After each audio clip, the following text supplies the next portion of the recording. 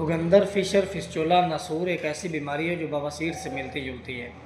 اور اس میں ہوتا یہ ہے کہ جو ہمارا سٹول ہوتا ہے، جو پخانہ ہوتا ہے، وہ اصل راستے کو چھوڑ کے غلط راستہ اختیار کر لیتا ہے،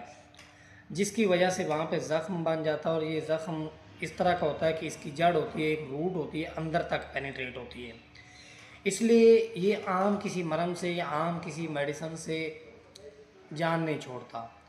اس کے بارے میں مشہور ہے کہ یہ بیماری جو ہے یہ قبر تک ساتھ جاتی ہے، لیکن اللہ کے فضل و کرم سے ہمارے پاس فسچولا کا، فشر کا، بکندر کا جو علاج ہے وہ ایک ایسا علاج ہے کہ ہم جو مرہم استعمال کرواتے ہیں فسچولا کے مریض کو، بکندر کے مریض کو، یہ اس نسور کے اندر آہستہ آہستہ پینیٹریٹ ہوتی جاتی ہے، اور جو وہ روٹ ہوتی ہے، جو جڑ ہوتی ہے اس کی زخم کی، اس کی بنیاد جو ہوتی ہے، اس کو آہستہ آہستہ جلا کے، پس بنا کے، مواد بنا کے باہر نکال دی جاتی ہے، اور ہفتہ 10 دن کے اندر فسچولا، فشر، ناسور، بغندر جڑ سے ختم ہو جاتی ہے۔ اور سب سے بڑی بات یہ ہے کہ ہمارے علاج سے مریض کو کسی طرح کا کوئی سائیڈ ایفیکٹ نہیں ہوتا، کوئی نقصان نہیں ہوتا، رزلٹ بھی 100% ملتا ہے، اور یقینی ملتا ہے۔ دوسری بات یہ کہ کچھ لوگ سرجری کرواتے ہیں۔ سرجری میں یہ ہوتا ہے کہ اس روٹ کو، جڑ کو صرف اوپر سے کاٹ دیا جاتا ہے، جس کی وجہ سے مریض جو ہے صرف 10 دن کے لیے، 20 دن کے لیے، یا 1 مہینہ، میکسیمم 2 مہینے کے لیے ٹھیک رہتا ہے۔ پھر جو ناسور ہوتی ہے، جو وہ جڑ ہوتی ہے، بجائے اس کے کہ وہ اسی جگہ سے نکلے،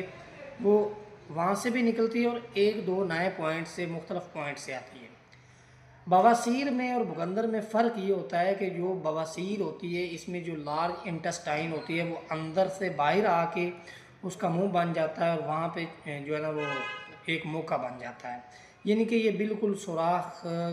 کے اندر ہوتی ہے یا ساتھ ہوتی ہے، یعنی کہ یہ اندر سے باہر آتی ہے، اور مریض کو جو خون آتا ہے وہ بھی زیادہ تر جو ہے نا وہ لارج انٹسٹائن سے آتا ہے۔ لیکن بکندر میں مریض